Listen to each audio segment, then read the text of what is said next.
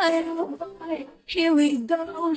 Raising sons and watching them grow. Every story, every win. We're in this life, you're thick and thin. From Houston to share front row. Welcome to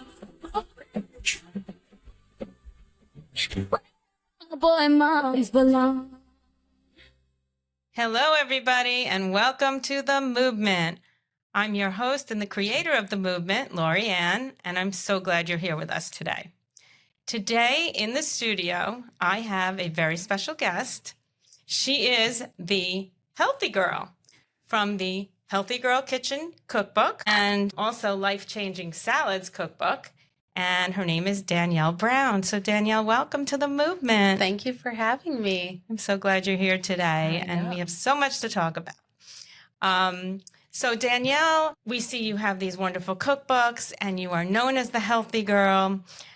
Today, I really want to talk about your business and your cookbooks. I also want to talk about the woman behind the business, because we here at the MOOBment celebrate motherhood and celebrate moobs, and you are indeed a mother of a son. Yes. So that makes you a moob. It does. I don't think I had ever heard that term until I was invited to your podcast. That's because I created it. I love it. Thank you. And I created it because for years, and I'm a little older than you, okay, maybe a lot older than you.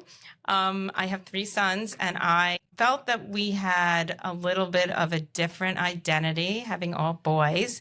And there were times I was put in situations where I felt like I was the only mother of only boys in the discussion. And I felt like we needed a name for that. So Mother of Only Boys, Moob. I love it. Someone's now going to start a podcast called Moog.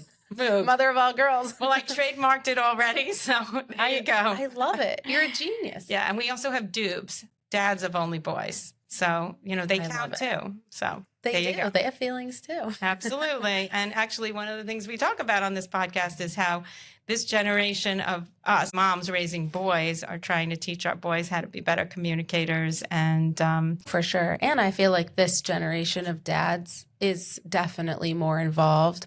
Mm-hmm. And I think that that's going to change how our boys evolve in this world as well. Like I know my husband's very involved. He's really like they're 50-50 with me doing everything. Like I didn't sleep well last night. I slept in this morning. He like got my son up for camp and like got him ready and made him breakfast. And he's like really an amazing dad. But I see even my my son's friends in the neighborhood, all these dads are so involved. They got the baby carrier on and they're holding the baby and then like pushing the stroller and like taking them, to the park. And I just see like such a different level of involvement than, what you hear about from other generations. Yeah, it's great for the dads. It's great for the kids. And I think part of that is that the moms are doing more.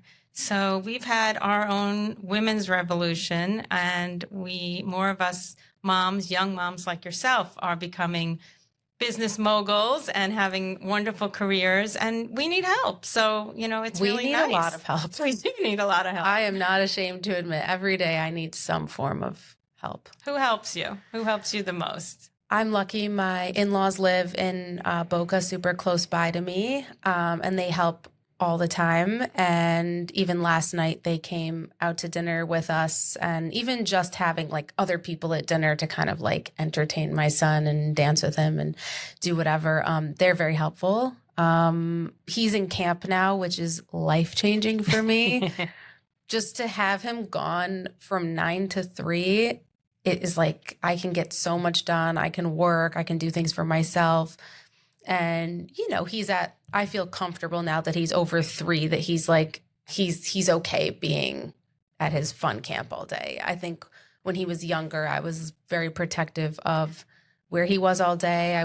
We did have a nanny for a good part of his younger years, but I was working from home. So like I breastfed him till he was 2, and I always was like very close with him in the house and saw him all day long, like even when we had help in the house. Mm-hmm. So it's been very quiet.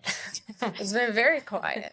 But not for long, Danielle, right? I know. You have another one coming, yes? Yes. But yeah, we we don't have a nanny anymore. He goes to camp and that's it. And then I pick him up and we spend every afternoon together, and I'm able to do his bedtime and bath, and I love doing all that. I love being a mom, but like I think having that chunk in the day where he gets to go do his own thing, it allows me to get done what I need to get done.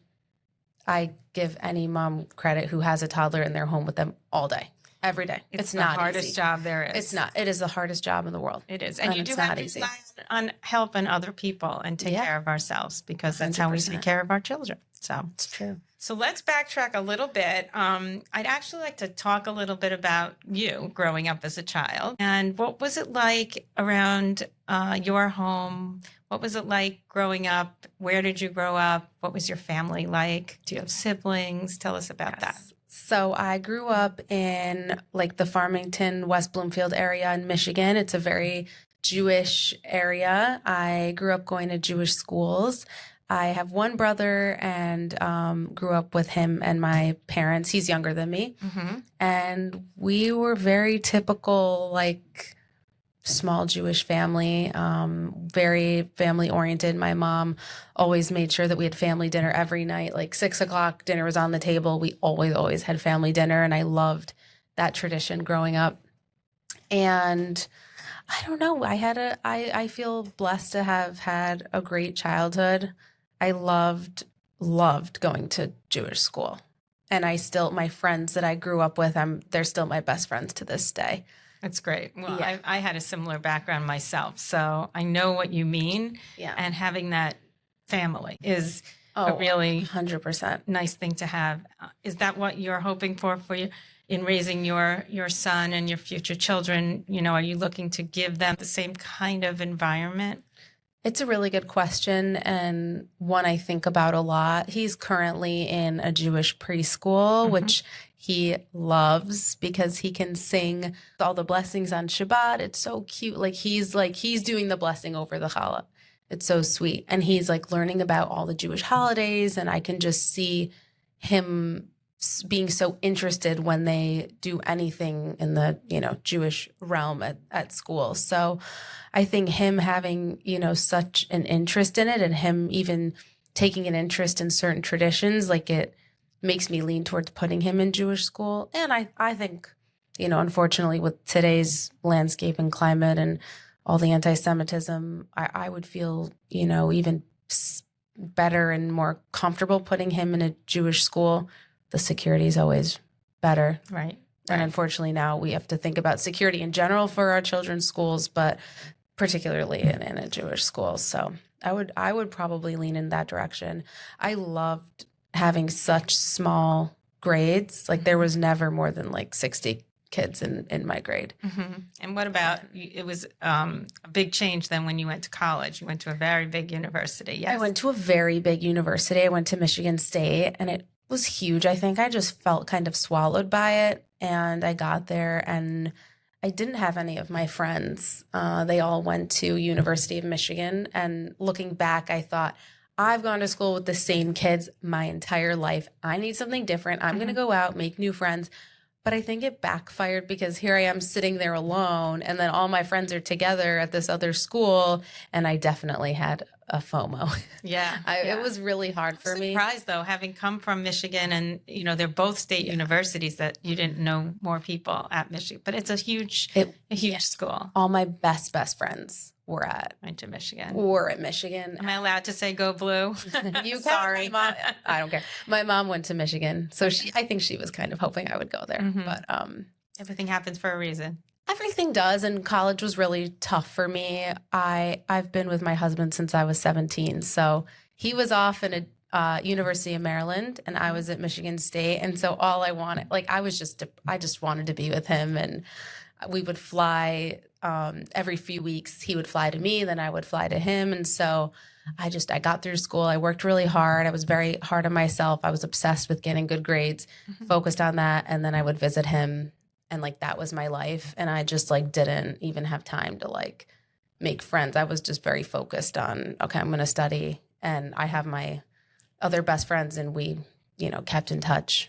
Right. And I would go, I would go home every weekend. Like I loved hanging out with my parents. Like I didn't have any Friday classes. So come Thursday, I would go home and drive home, hang out with my mom and my dad all weekend. Sounds to me like you and your husband, Ari is his name? Yes, sorry. Are very Bashir, because to be that young and to be maintaining a relationship like that all through college is really special. You don't hear about many relationships that stay like that. I think you guys can get through anything if you made it through that. It's been a long time. And we were long distance for 5 years, flying back and forth. And it's a long time. It was a long time. And it was really tough on us. But I knew probably like a few months into speaking to him, I knew I was going to marry him. And I told everyone, in high school, I'd go around telling my teachers, oh, I'm the guy I'm dating. He's my husband. And they're like, no, he's not. You're crazy. And I'm like, no, like you're going to see one day all the pictures on Facebook or whatever of my wedding and I'll prove you wrong. That's pretty funny. And you knew what you were doing and you know yourself. So that's great. That's great. I have a similar story. My husband and I were 19 when we met. And I think there's something really special about meeting when you're young and growing together and experiencing those years together. So it's definitely unique. We just celebrated our 5th year wedding anniversary this weekend. But how many years together? 13. Wow. Yeah, so it's been a while now, but we were talking about when we first started dating, it's like we didn't have jobs. We had no money. We didn't have the things that maybe if you were dating someone a little older that you would look at. I think often when you first date someone, you're like, okay, they're a doctor and, they're super passionate and, maybe they have money, whatever, like the things people care about and they have a certain list that they check off. And we really just we just loved each other and that was it. And now we've been able to grow together, which is super special. That's great. That's really great. Yeah. And was it during your high school years or your college years? Really was the beginning of Healthy Girl. Yes. Tell us about that. You had some health challenges. I had a lot of health challenges that were never properly addressed by Western medical doctors. And there's a time and place for a hospital, a Western medical doctor. But the issues that I was having, like hormonal acne, I really from the time I was about 14, 15, I had really, really bad acne. And that obviously takes a toll on self-confidence. And especially being at the age where you want to talk to boys and you're starting to get into makeup and look, I've always been super girly, so I just wanted to look super pretty at school. And that was very hard on me. And my dermatologist would just prescribe me cream after cream after cream. And they put me on multiple antibiotics that I would just take every day permanently, which, obviously it's not healthy to be on an antibiotic long term because it's very damaging to your gut health. And my dermatologist never said anything to me about, hey, what are you eating? What's your diet like? Or what are you putting on your skin at home? It was just here's a medication, try this out, let us know if it works. Was it helping at all? No, and it just never worked. So at one point I'm like, you know what? I'm going to throw everything in the garbage. I threw out my antibiotic. I threw out all the creams. And I started to put coconut oil on my face. Okay. I don't know if Where'd you get that from? I don't even know. Who knows if I read this in some magazine or what? I don't know the origin of why I even thought of that. But every night I started putting coconut oil on my skin. And in 2 weeks, my skin was clear. Oh, my goodness. Wow. It's so crazy. Wow. But I was still getting hormonal breakouts, which is important for later on in the story. But the point being, I just needed to not be putting so many prescription creams on my face and just let my skin breathe and hydrate it. Michigan was very dry. Maybe the doctor didn't think, oh, she's so dry now she's getting pimples from whatever.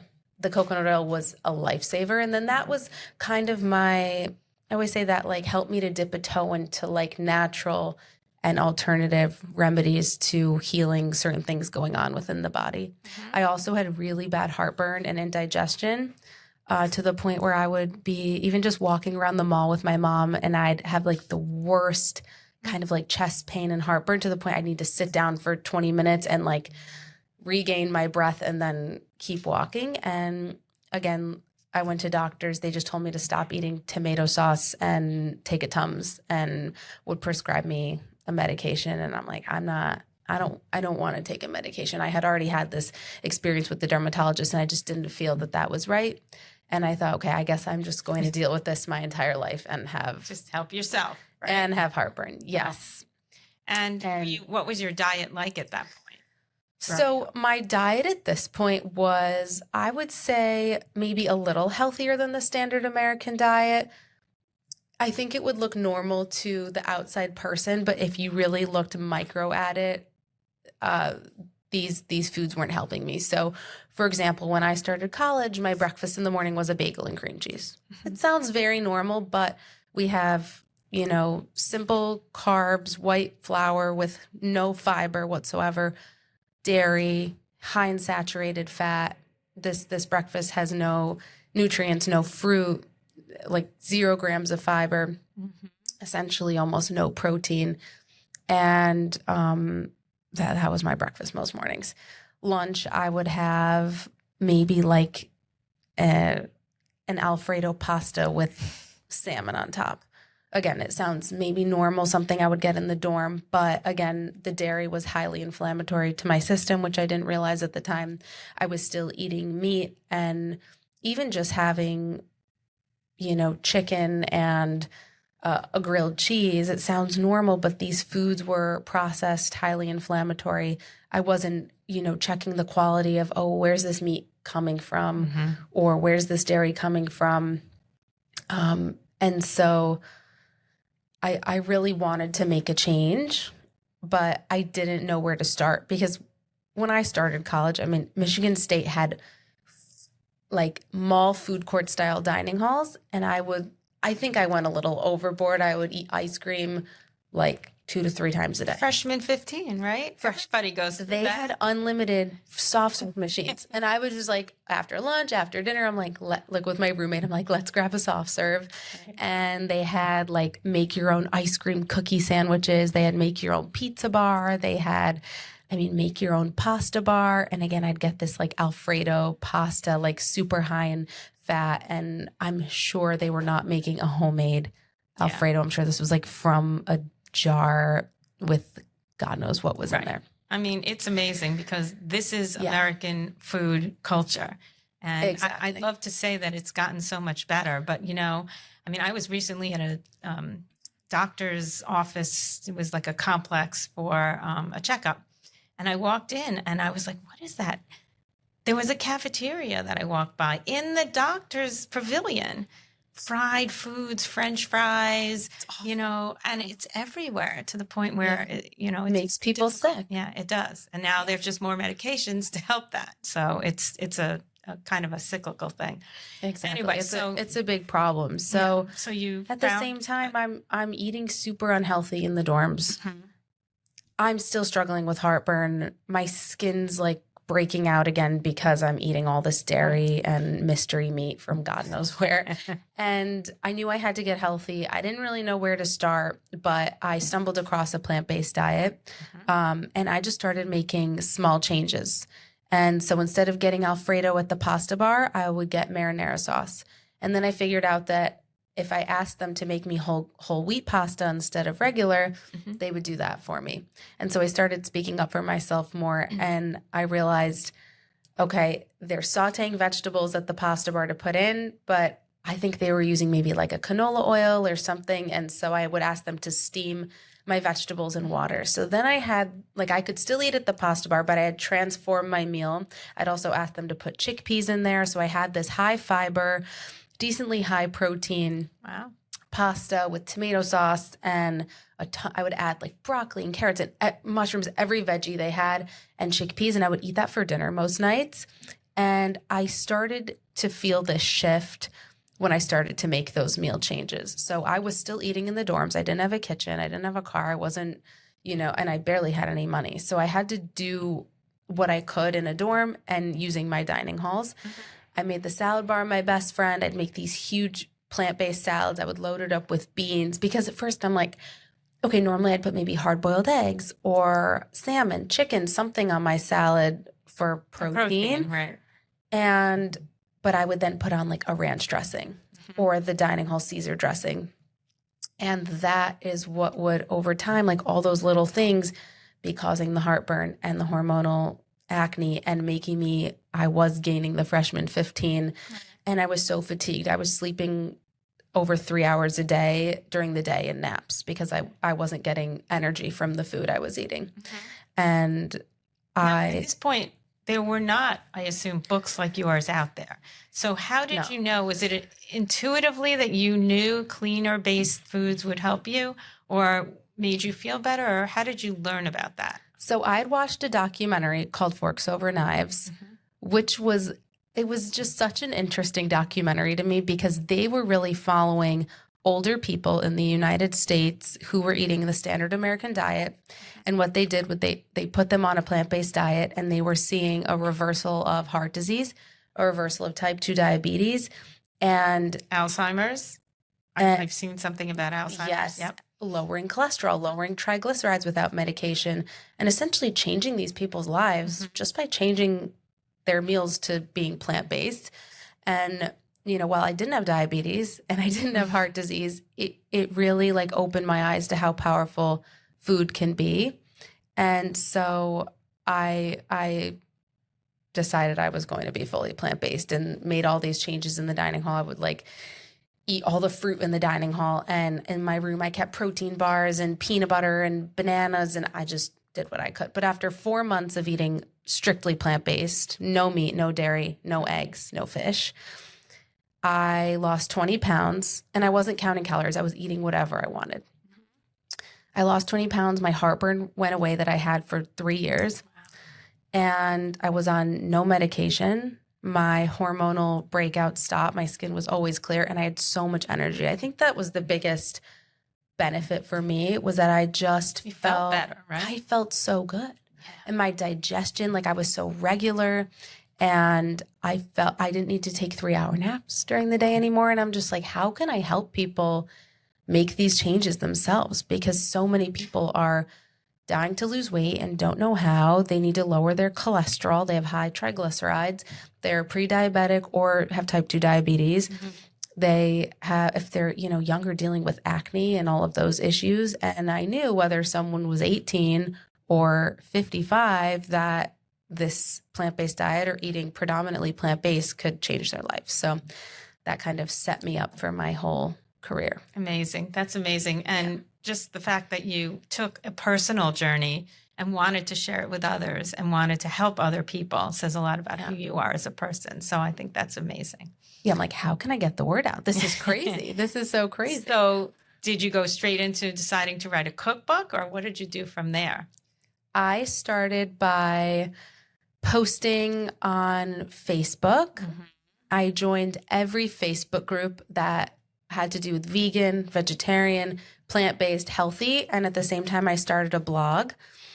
It was not Healthy Girl Kitchen at the time even. It was like Live Life on the Veg. Like I've gone through many iterations to land where I am here. It's a good one too. Yeah. Yeah, it was good. And I just started writing. I had no intention of monetizing my business. I just wanted to help people, and I didn't even look at it as a business. I was just going to say, did you even know it was a business? No. Because I What were didn't. you studying in college? So I studied health promotion and psychology. Okay. So And related. my health promotion, like studying that, I took a lot of nutrition classes, and then I went to nutrition school after and became a certified holistic nutritionist. That's wonderful. So that's when I started my blog, and I'd post recipes on there, but just for these were free recipes. I'd post them in the Facebook groups. I'm like, how can I get these recipes to more people?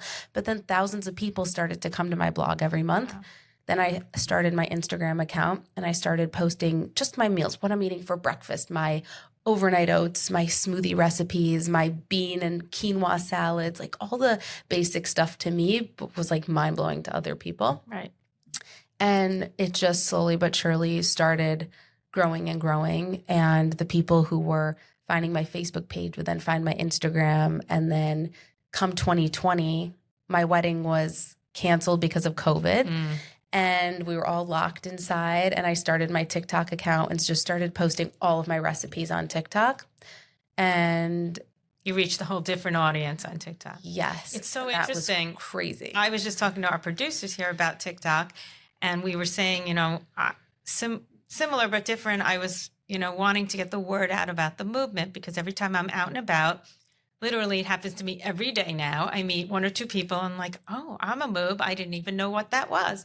Yes. And, I'm like, well, how do I know there are 21, 22 million people out there with only boys. And they were just telling me, you have to really reach out to TikTok. And, it's a whole different audience. And so I think that's my next move. We'll see. It is. And it's just a different way to market yourself. But it was really this explosion of short form video. When you're showing a recipe or a meal idea over a picture, they can see the end result. But then being able to show people an actual tutorial, it seems so much more approachable. Oh, you just put that in the bowl and that in the pan, and like I can do that. Right. And so I think it really made what I was putting out seem realistic to people, because plant-based vegan, like that sounds, it's very foreign to a lot of people. Were those terms, even now, I mean, were those terms everyday terms? I mean, we hear now vegan, gluten-free, vegetarian. Maybe for those listening who aren't really sure, can you explain just briefly what all those different... And it was a thing. It just wasn't as popular. So I would say I'm vegan because I'm also an ethical vegan. So someone who calls themselves vegan, like if you're really going by the definition, is someone who makes an ethical choice not to consume animal products, whether it's, they're not buying cashmere, they're not, wearing leather shoes, and they're not eating meat on their plate and any other animal Does product. that include eggs as well? Exactly. Yeah. Okay. So it's like to me, it's like trying your best in every aspect of your life to be cruelty free. It's impossible because whatever, like you can't control every single thing, but I just do my best. Being an ethical vegan. And then I would say a vegan eats a plant-based diet. They're eating plant-based. Someone who would maybe say, oh, I'm just plant-based, but maybe they're not vegan. Someone could eat no animal products, but then maybe they buy leather shoes and they have no problem going to zoos or something. And you have a spectrum just with anything ethical. Like I have a young son. I'm taking him to the zoo.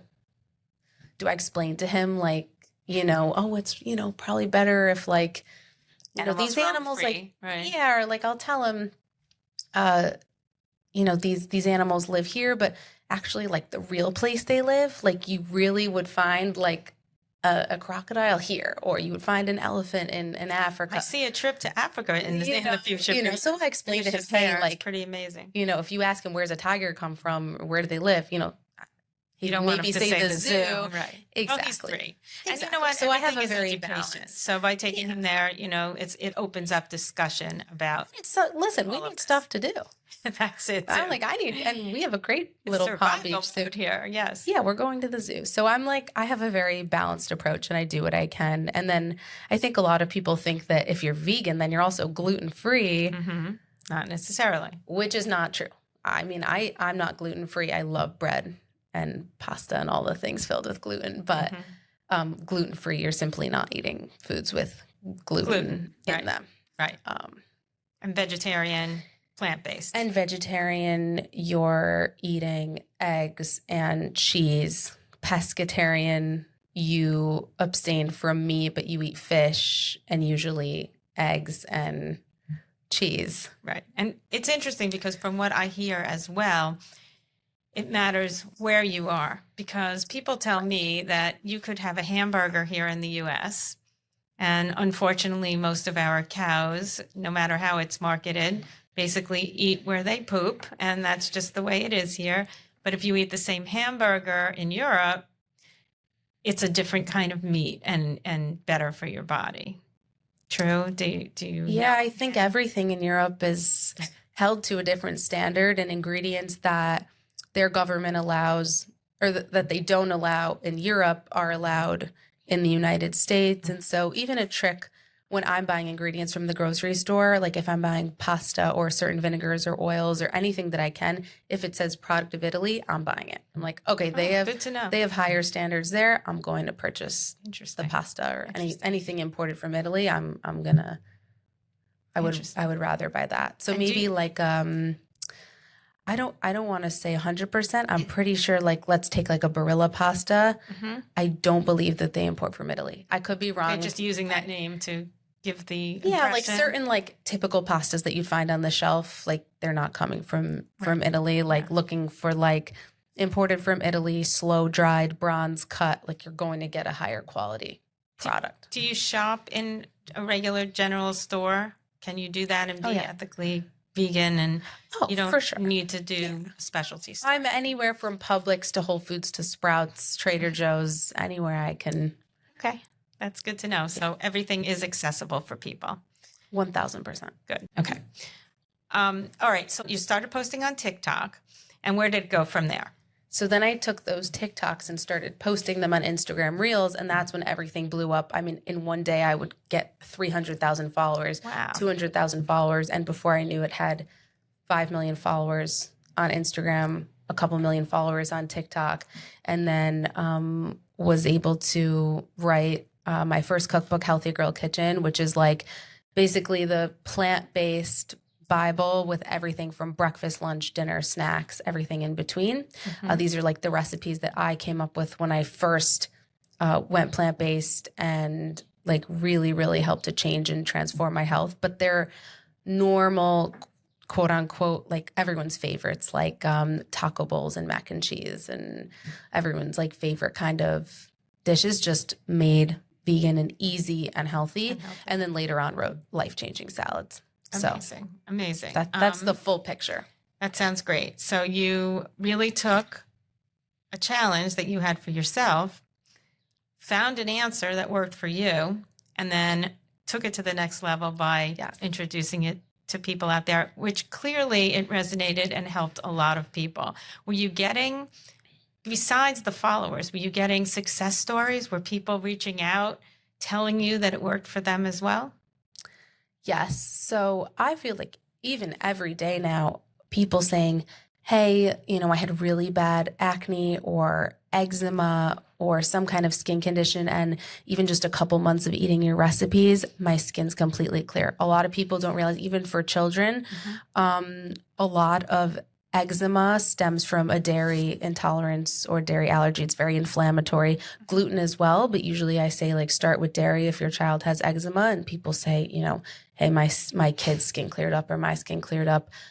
People telling me, hey, I was really struggling with my fertility, but when I started using your recipes and eating more plant-based, I was able to get pregnant. Wow. Or even like my mom, for example, like had really high triglycerides, high cholesterol, switched to plant-based, uses all my recipes, and now like lowered all of her numbers. And unbelievable. Yeah. They say you are what you eat, and this is just proves that. It is very true.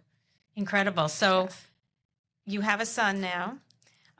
You started this business. You were really going strong before you had him. Yes. Yes. And how did having a child change that for you? Were you concerned about how you would keep up with this growing business and everything you wanted to do while still having a child?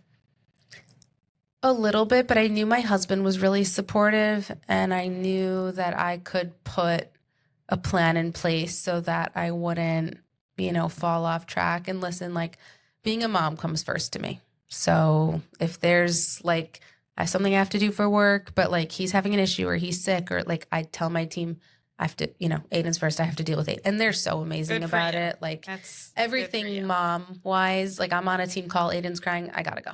I'll talk to you soon. Like I have to go to Aiden. So I think that, you know, who's to say like, okay, if I didn't have kids, like how big would my business be right now?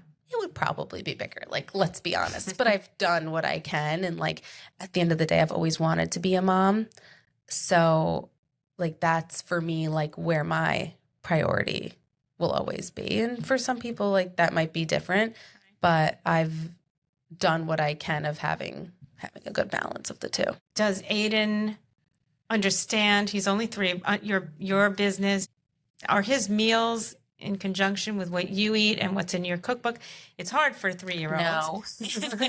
He's on the pickier side, I would say. Okay. So if I'm making a lentil sweet potato curry, he's not eating a lentil sweet potato curry. He's having I'll make him like protein noodles with olive oil and sea salt and like cut up strawberries and cucumbers and maybe like so a little he's piece. eating healthier than the average toddler. Yes, 1000%. And I'll kind of give him the healthiest version of the foods he likes, which is, I think, really important for moms of picky eaters to hear. Like, okay, if your kid loves noodles, buy the protein pasta. Like, I love the brand Goodles.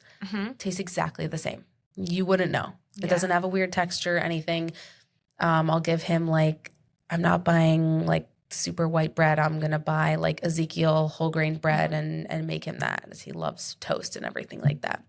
And he will eat fruits and veggies, but is he eating like, again, taco bean casserole? No, he's eating more simply, but he'll get there. Right. And you know what? He's used to the Ezekiel bread. It's what you're giving him. Yes, so he's exactly. developing a taste for that. You know, I found at one point I had an issue with blood pressure and I needed to cut salt out of my diet. This was years ago. And I cut salt out of my diet for the most part, as much as I could.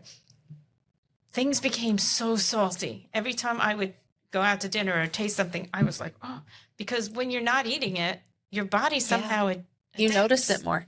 Yeah, you notice it more. It's true. So yeah, I've tried to get him used to certain healthier foods. And I think parents of picky eaters put a lot of pressure on themselves and they feel guilty and they feel bad. And I think there's a balance of like, you know, you're in control, you buy the groceries and you supply the food. And, you know, if they love McDonald's, it's because you introduced it to them. But, you know, I have some parents be like, well, they'll only eat McDonald's. Like, that's the only thing they'll eat. So there's a balance of like, okay, we want our kids to be fed. And like, let's say I give Aiden a certain dinner and he doesn't like anything on his plate and he's clearly not going to eat it. I'm going to give him something else. I think that's a controversial take too, is some parents are like, this is what I made you. If you're hungry, you'll eat it. And at this point, I'm like, you know what? Like if his belly's hungry and he really is like turned off by what I gave him, I'm going to find an alternative. And that's like where we're at this point, maybe when he's a little older and he understands a little bit more and, you know, I can reason with him. Right. I mean, you want him to thrive and he needs nutrition and you do what you can do. But by trying and introducing him to the other foods, exactly, eventually they get curious. And I think they want to try things that they didn't think they wanted to try. And I even see it with my little 1-year-old granddaughter. You know, I'll give her something and she throws it away. And then she'll watch as we're eating it next to her. And all of a sudden she's looking down at the tray and she's like, I think I'm going to try that too. Yeah. And, you know, so do as I do, and eventually he'll be seeing what you and your husband are doing. For sure. And I cook with him a lot. He'll help me cook. I pull his little toddler tower up to the counter and I'll give him a little plastic butter knife and he'll help me chop. And even if like he'll help me through the whole cooking process and then not taste a single thing that we made. And that's fine. I would rather him have that like bonding time with me, see how food is made, have that like dexterity practice, fine motor skills of like holding a little knife and, you know, experiencing the smells and the experience.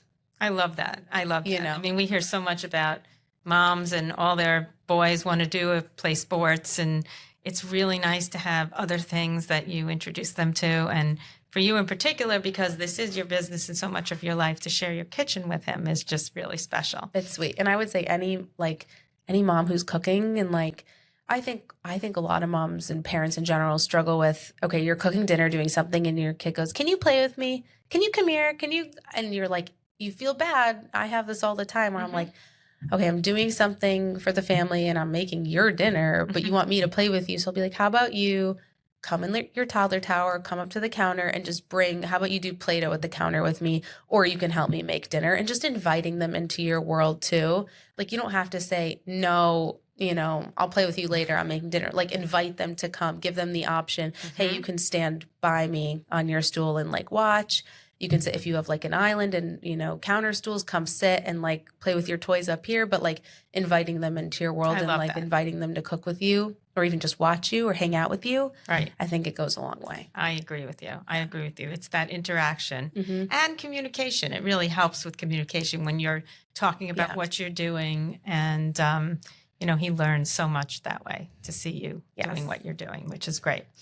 How do you, now that you have such a successful business, how do you keep your private life private and protect your family in that way? Do you find it's an issue? It's hard because I love to share about my family, and on Instagram, I think especially with Instagram stories, as I'm sharing my day, what we had for breakfast, maybe what I packed Aiden for his camp lunch, or what I'm dealing with my current pregnancy of feeling nauseous and, not knowing what to wear and how to dress the bump for the day. And it's like a chance for me to have that personal connection to my audience. And I do have that issue of like, okay, how much do I share? Right. Because I really want to protect my privacy, but also my son's privacy. He's not choosing to be on the internet. So I'm very particular about what I choose to share and how I share it. I maybe post his face maybe once a month, maybe every 2 months. Mm-hmm. I'm not often sharing, I recently posted a video of the two of us making a fruit salad together. And I'm like, I think this is the first time I've posted like a video of his personality in 3 years. And everyone's like, oh my God, he's so cute, like more Aiden content. And I'm like, I want to, because I like, he is so cute and he's the best, but I do have to protect his privacy. Yeah. And, I'll talk about my experience as a toddler mom and about what I'm going through, and, maybe, hey, we're potty training right now, or, we're dealing with this, that, and the other, picky eating, or, dealing with, having to say goodbye, going to camp, and those kind of issues that parents deal with. But I really try to make it more my experience than posting him and making my account about him, even though I get requests every day. People just want videos of Aiden all day. I'm sure. Because he's so cute. And, but you are helping people, helping young moms,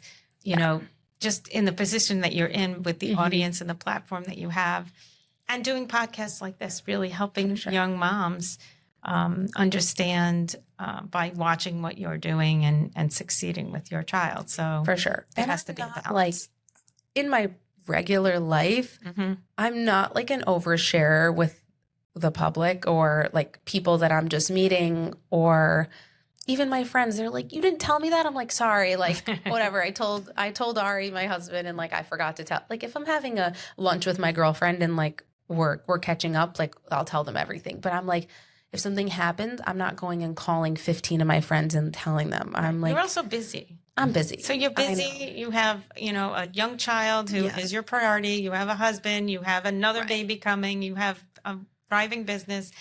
It's hard to get to everybody. But I think when you have good friends, I mean, I learned in my age here that you have lots of friends along the way. And when you have good friends, they understand. They're busy too. They don't need to know everything at every time. No. They're there for you. And that's just the way it goes. I feel like with my personal life, I keep people in on, I think people think they know everything. I'm sharing a very small portion of my day to day. I think if anyone's on social media, whether you have 2,000 followers or 5 million followers, you don't have to share everything.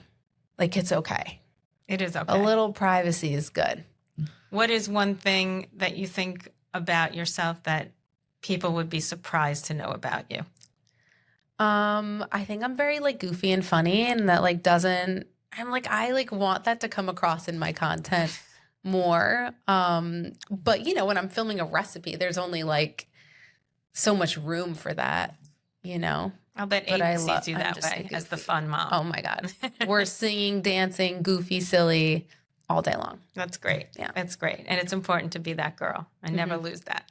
That's a good thing. Thank you. So Danielle, let's just talk a little bit more about motherhood and being a moob yourself.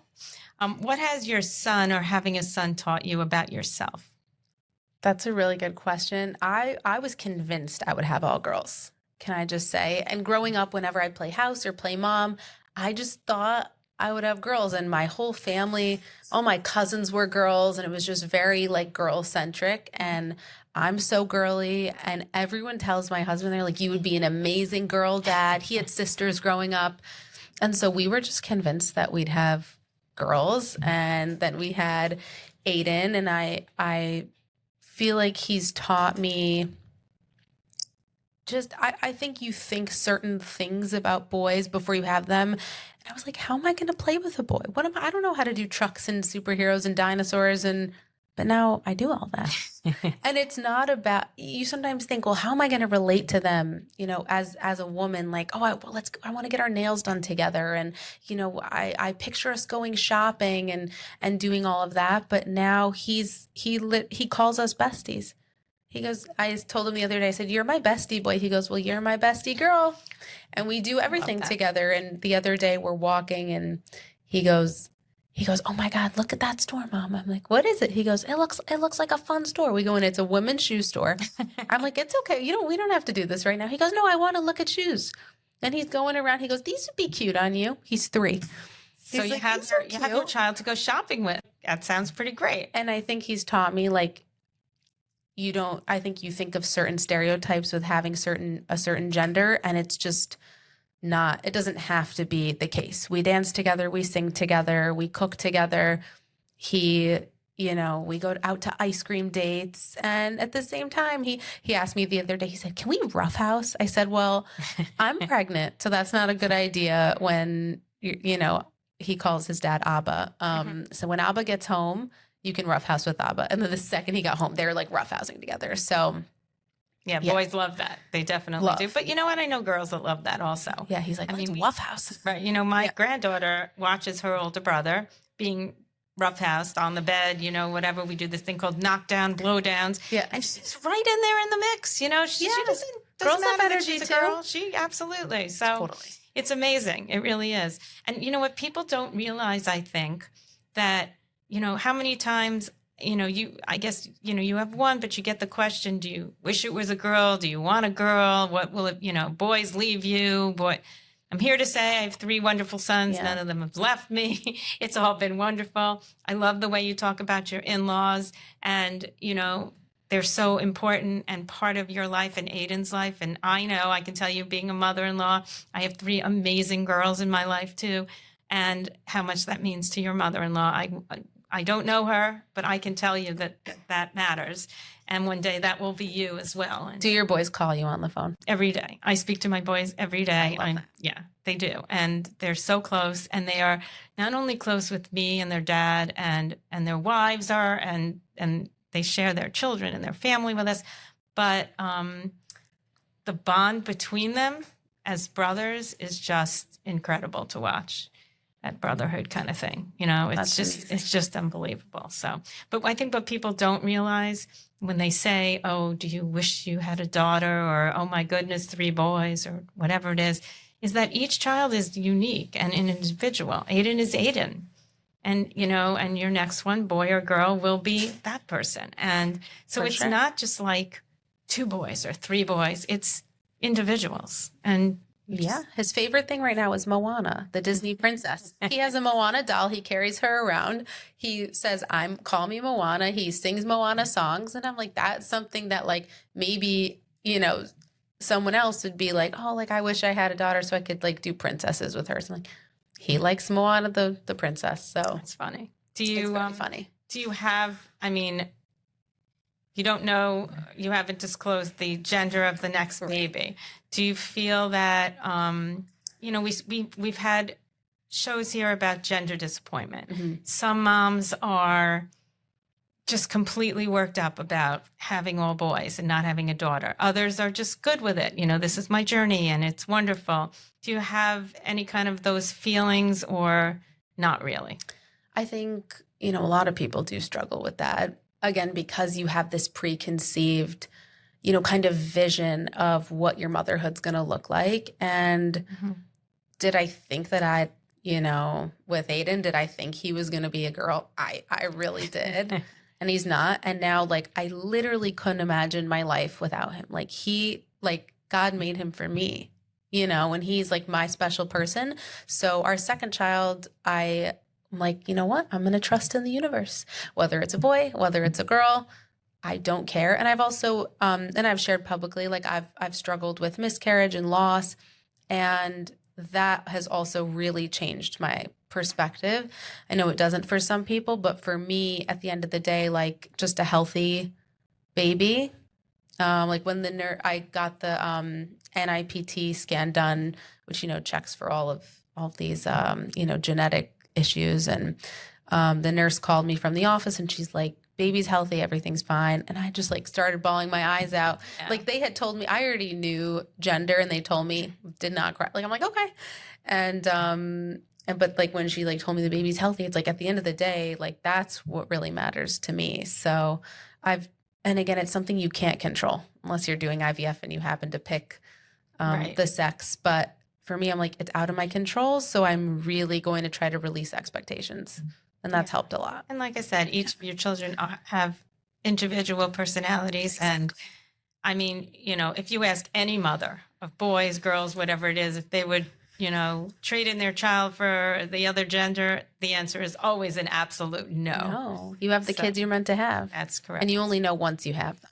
That's right. That's right. So for all of those out there who are experiencing some sort of gender disappointment, just know that as you get to know your children and just your journey moves forward, it really does go away. And For sure. it's all good, and healthy children, healthy mamas. That's really what we need in life. So anything else you'd like to share with us about being a mom, about your son, about your family? I think just like letting your child who they want to be.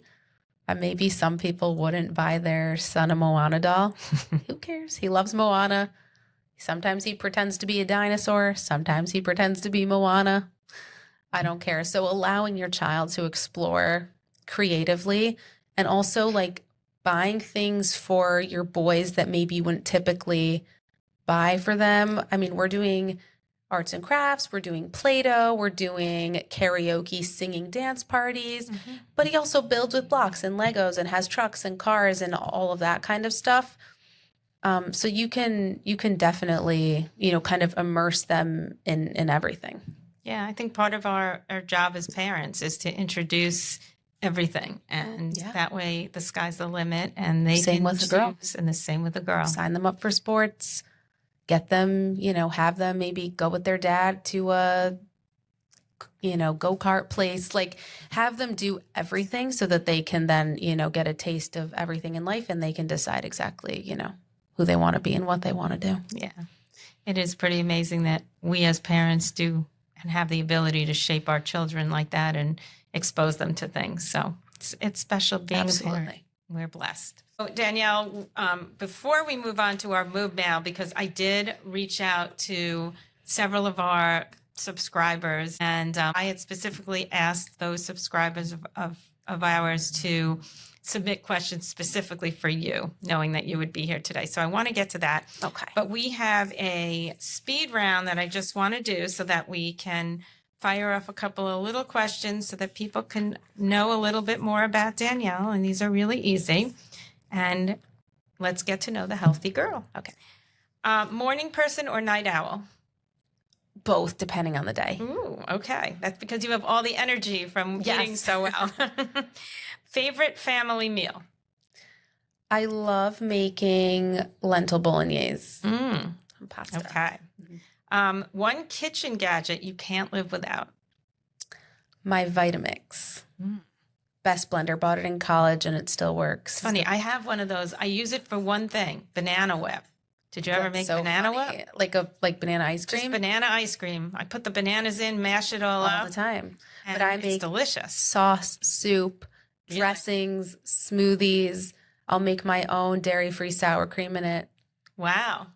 Cashews, water, lemon juice, and apple cider vinegar, and just blend it in the Vitamix, and it's instant sour cream. That sounds amazing. It's amazing. I will try that tonight.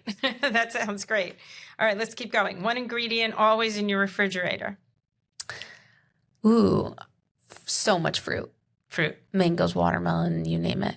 Favorite family tradition? I think we kind of touched on this, but We started doing this recently, but with Aiden, every night we've been doing our roses and thorns at the dinner table, like our highs and lows Yeah. of the day.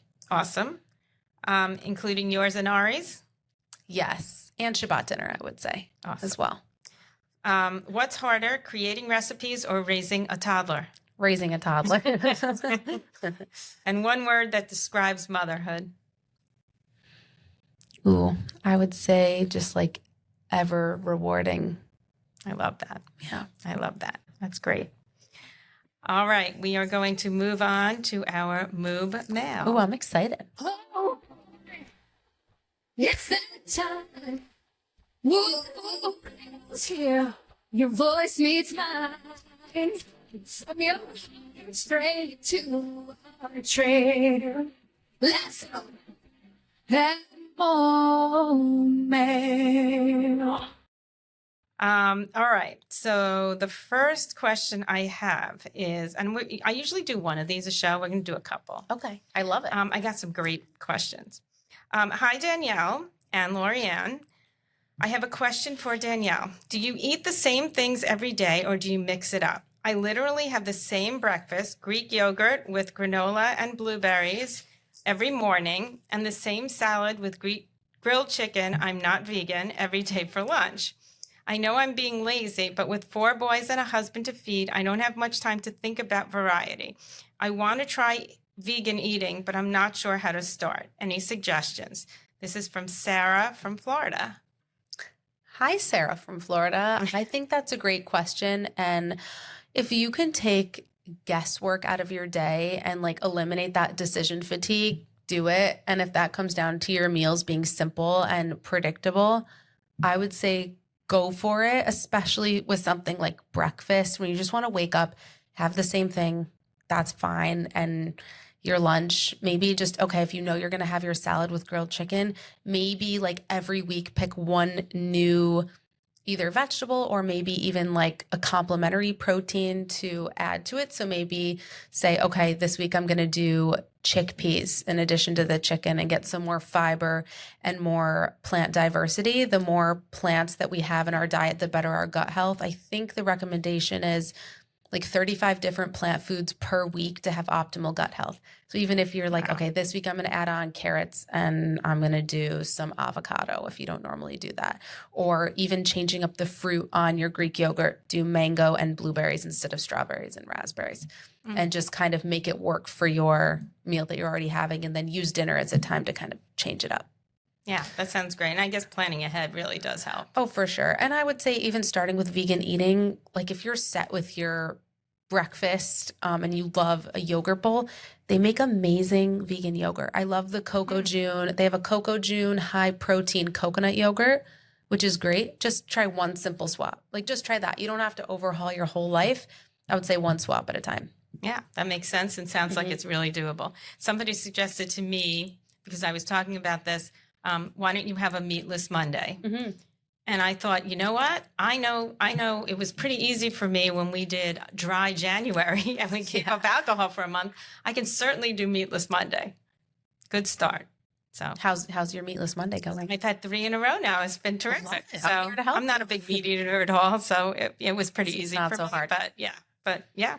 You know, when you're conscious of it and you plan in advance, it's really not a big deal. Okay, so let's move on to the next one. One of our previous guests on the show, her name was Kristen, and the episode we did with her was about her 4 boys, and one of them was diagnosed to be on the autism spectrum. And when I was talking to her and I told her you would be on the show, she asked if she could ask a question, and she recorded it. Here is Kristen's question. Hi, Lorianne. I'm Kristen, and I'm a mom of 4 boys. One of my sons has autism, and when he was little, feeding was one of the hardest things we went through. He ate so few foods that we ended up going to a feeding clinic. And I'll be honest, there were days I wondered if he'd ever eat a normal meal. For the moms listening who are in that season right now, what would you want them to know?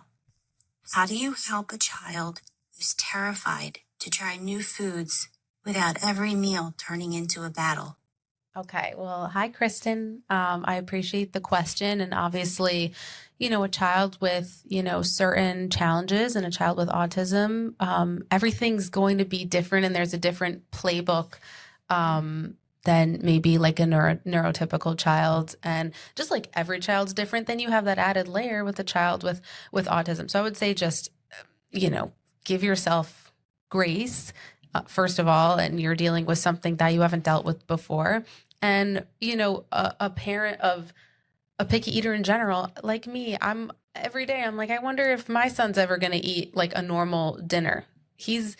I'm making like individual, like plain noodles. And I said like the plain cut up banana, and he's not eating like a savory meal with everything mixed together. And I had the same thought the other day of, I have no idea when he's going to eat the dinner that I made for myself and my husband. And I think that's a very, very normal thought. And I think that the amazing thing now with autism is that there's so many specialists to help, and that would give certain strategies for trying new foods, introducing new foods. Now, I can only speak to my experience, but I think even putting a new food, when you're introducing something new, putting it on a plate with something else that they love. So if they love mac and cheese and strawberries, put the mac and cheese and strawberries on the plate and then put one carrot. If they've never had a carrot or don't like it, just put it on the plate and have no expectations. Do that for literally like as long as it takes and just have it there. So they're used to seeing it. Don't tell them to try it. Don't tell them to take a bite. Oh, why don't you just smell it? Why don't you lick it? No, like don't even talk about the carrot. They might throw it. They might even be upset it's on the plate, but just even them seeing something new is super helpful. I would say also just taking that pressure off yourself and I think number one, finding the right help, and don't be ashamed to find help around it. Like we don't know everything, and there are so many specialists these days, but taking that pressure off. And I would say even for my son, like smoothies are a really good way to get nutrients in for kids, and they often love it's fruity, it's sweet.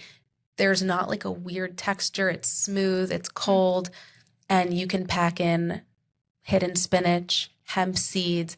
I love soy milk for kids because it's loaded with protein, organic soy milk. You can do fruit, and I would say that's a good thing to try with kids. It's like a really great way to sneak in extra nutrients. That's a great idea. That's great. And to them, it's just another milkshake. So exactly. That's great. Mm-hmm. That's great. Even a scoop of, I love Wellius protein powder. Mm-hmm. It literally, like it doesn't have a chalky aftertaste. It's safe for kids. And just even blending that with milk, any milk and ice, it's a protein shake for them, and it tastes like a chocolate milkshake or vanilla milkshake, whatever flavor you get. And it's a great way for them to get. So I am here to tell you, I was not paid to say this. I ordered the Welliest peanut butter cup with peanut butter chocolate, and I tried it, and it's amazing. It's really so absolutely delicious. So yes. I've been really having that with some almond milk and fruit, and it's been really, really good. And yes. a little yogurt. So that's so I did a collab with Wellius, if anyone wants to know sure. what you're talking about.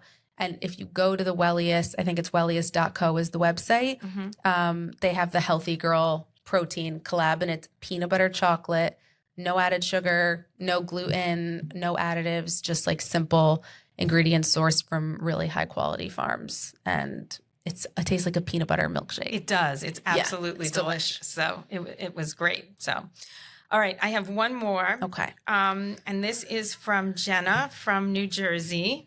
Jenna is asking, I think I might have an intolerance to soy and tofu. How would I know, and can I adjust my diet to vegan without eating soy products? Yes. So my mother-in-law is a great example. Mm-hmm. She's mostly plant-based, eats a little bit of fish, but she has a soy allergy, soy intolerance. And how do you know that? Do you get tested? She just... Or you just know does that not you're eating it and feel, it just doesn't... Yeah, I think she gets stomach ache and a migraine, and she can just tell. You can get certain food intolerance tests done, and a food intolerance is different from an allergy because allergies can be life threatening. And so they actually sell. There's a brand called Big Mountain Foods, and they sell soy free tofu. It's made out of fava beans and it's amazing. My husband prefers this to soy tofu. It Really? gets super crispy. It's delish. They sell it in most grocery stores now. They also have something called pumfu, which is a tofu made out of pumpkin seeds. So they actually do, if you look around, they have different varieties of tofu now that they sell. Now, let's say you live somewhere where they do not sell this. You can definitely be plant-based and not eat tofu. 1000%. And still get the protein that you need. Yes, you can eat beans and lentils and whole grains and nuts and seeds, and you can also it's called Abbott's, and they make vegan meat soup, probably the cleanest vegan meat on the market, and it's made out of pea protein. Really? And it's delicious. They have like chorizo, they have chicken, they have ground beef. I'll make pasta sauces with it, but it's amazing. Wow, that Yeah, sounds great. very I good. will absolutely be trying all of that. So It's very good. it's funny, every time we have a guest on here, I had one guest who was a fitness expert and just issued this 5-minute challenge. And I've been taking it every single day, making sure that I have 5 minutes to breathe for myself. I love it. I'm going to take this and run with it. So, and I already am doing the Meatless Monday. So I'm transforming I'll from the text movement. you all the details. You do that, and we will share that with everybody perfect. listening. Terrific. Okay. So Danielle, I am going to say thank you for joining us today, for sharing all about you, your life, your business, most important, your motherhood experience. I want to wish you well with baby number 2. Keep us posted. Thank you. Thank you so much for having me. It's so nice. It was wonderful, and I'm sure everybody really learned a lot and enjoyed meeting you. I want to remind everybody that we have 2 cookbooks that Danielle has put out, Life-Changing Salads and Healthy Girl Kitchen. And they are both wonderful cookbooks, and I encourage everybody to go out and get a copy for yourself. Somebody once said to me, well, why do you need cookbooks? We just look things up on the internet. But you need cookbooks. I have a whole closet full of them. And when you look at these amazing photos and you see the stories behind it, it really makes a difference. Like, for example, breakfast burrito, and you just look at this and it makes you really want to eat it. And I have to say that it doesn't look as healthy as it really is, but it is truly healthy. And this is a definite book to get, and a great gift for somebody as well. So we'll have all the information on our website. We want to remind everybody to follow the movement on Instagram and on Facebook, and subscribe to our podcast, and also visit our website where there's lots of information. You can subscribe for inside information, giveaways, etc. about the movement, and for all the mothers of only boys and those who love us and support us and want to know more about our testosterone-fueled crazy lives, join us on the movement. And I will end the podcast, as I always do, by reminding you to hug your boys, trust your instincts, and remember that we're all boy moms, and those who love us belong is right here. Oh boy, that's it for today. Oh boy, made it all the way. Oh boy, let you kiss stay. Another day.